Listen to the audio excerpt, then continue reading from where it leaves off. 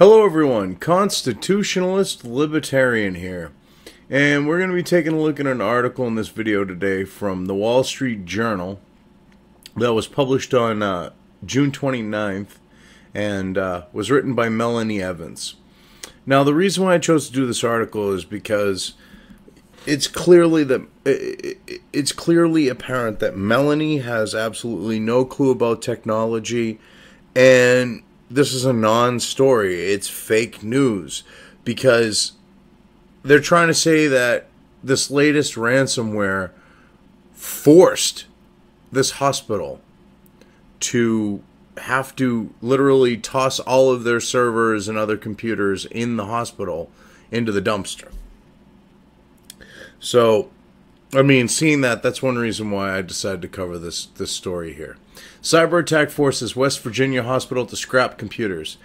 Petya attack forces Princeton Community Hospital to use paper records as it scraps rebuilds computer network.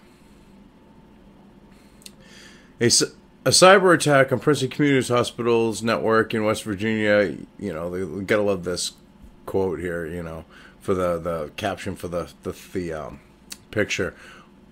You know, West Virginia made officials decide to replace it. Staff are using paper forms until a new system is installed. So, we got to get rid of the old because we didn't fucking secure it.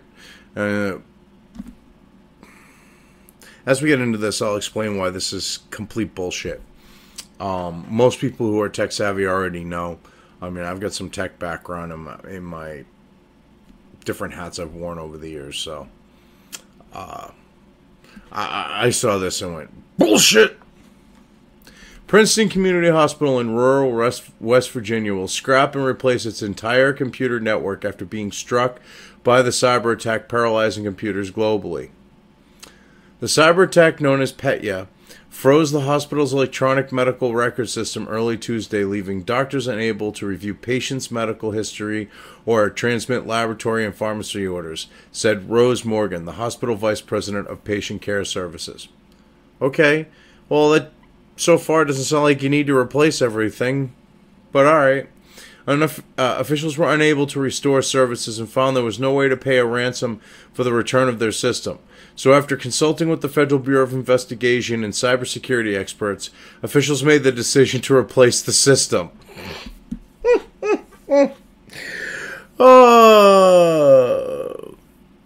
You know, it would be a lot cheaper to just reinstall them. You know, maybe update the operating system and security protocols being used on the network. You know, things like that. There's no reason to replace the whole fucking kit and caboodle. You know, there's no reason for that. But you gotta love, oh yeah, look at this, because they're making it sound like, she's making it sound like the FBI was the ones that said, yeah, you should replace your shit. And it serves you right for not having someone on staff in the IT department that will, you know, take precautions to stop this from happening. Like, I don't know, locking down systems so nurses, doctors, and other staff aren't putting shit on computers and opening shit on computers that's going to fuck them up and everything else on the network. That might be a good thing to do. Now doctors, nurses, and other hospital staff are adjusting to what will be days of working off paper forms to record vital signs, order medications, and scribble notes. Oh, no! They have to go back to how it was a few decades ago. Like, I don't know, 30 years ago? Even later than that? Yeah, well, even less than that, I should say. Later, meaning like late 80s, 90s even. There is a lot more paper visible up on our units than there used to be, Miss Morgan said. It was a bit of organized chaos at first. Now we hit our stride.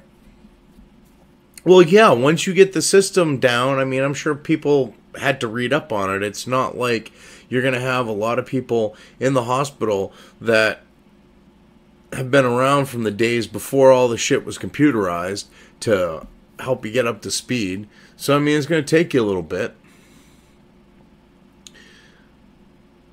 This just goes to show sheer stupidity on the note of the IT department.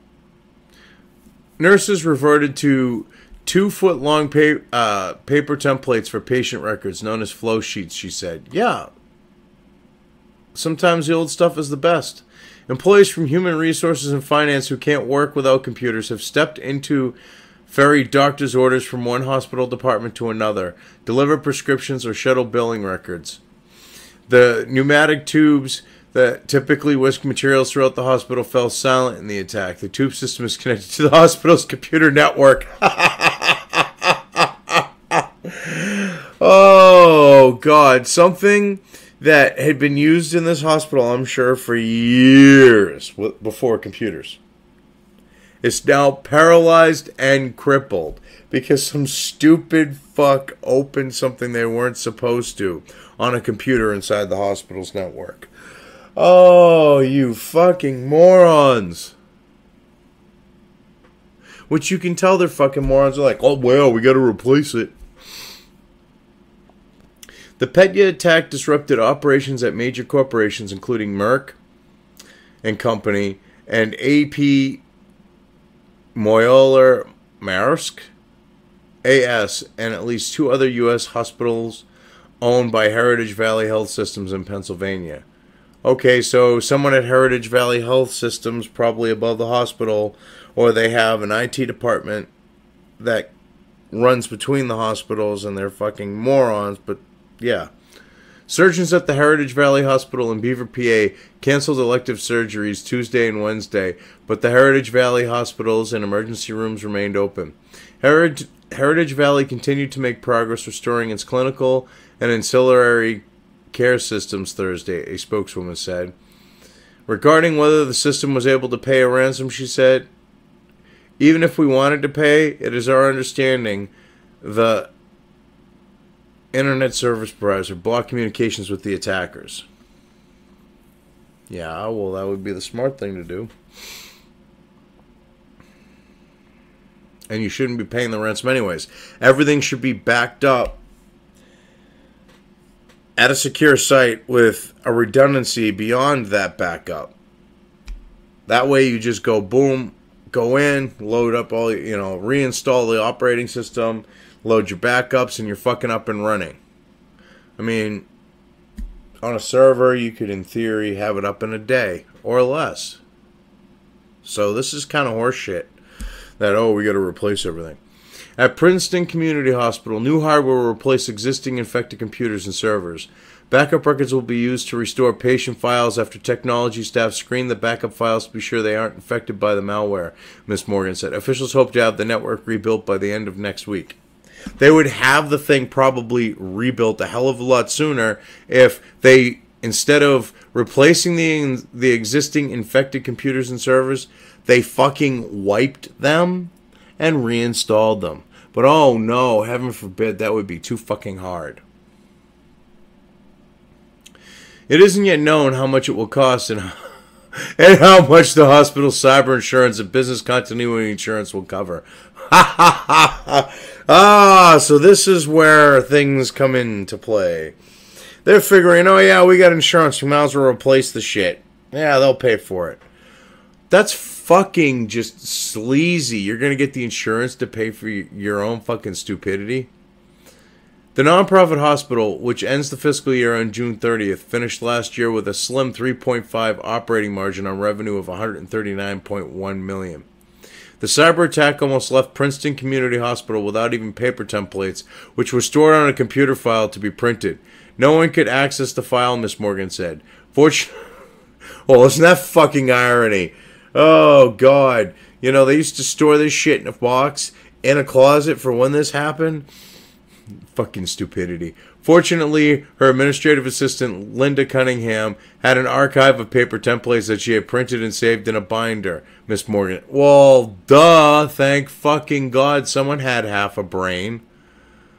Oh, and you've got doctors, nurses, you've got intelligent fucking people here, and they didn't even think about that. Doctors and nurses continued to care for more than 100 patients who were being treated in the hospital Thursday, according to Ms. Morgan. Surgeries continued as scheduled.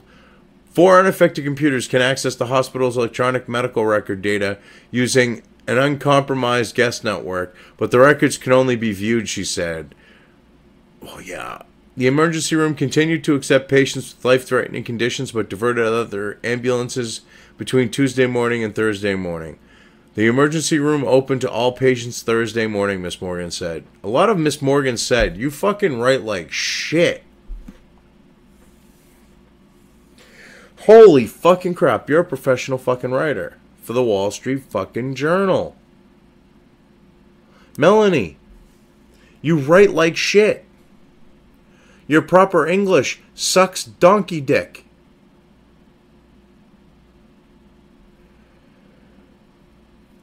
And your concept of grasping computers and the technology of networking and all that is complete shit too.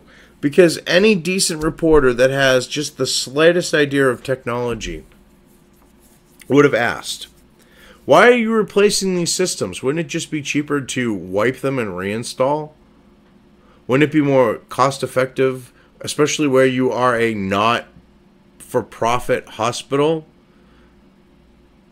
I mean, this is clearly them saying, oh yeah, it's a write-off. Hey, insurance, pay me so we can go get new computers. I mean, that's what's going on here. This is fucking sleazy. And it's being put out there as actual, factual fucking news. Oh my god, they have to replace their computers because of this. Oh, let's throw it in the Wall Street Journal. This is how fucked up we've gotten with the whole fake news thing. That the Wall Street Journal, someone had to have known there that, oh my god, yeah, they don't need to trash all the shit.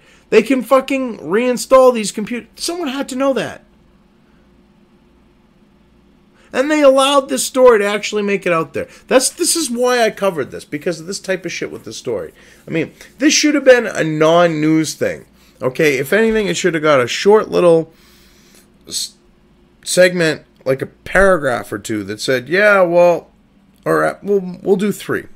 I mean, it could have been 3 or less paragraphs, say. If it was 3 paragraphs, it would have to have in it as part of it the calling them out on the fact that they don't need to be replacing stuff.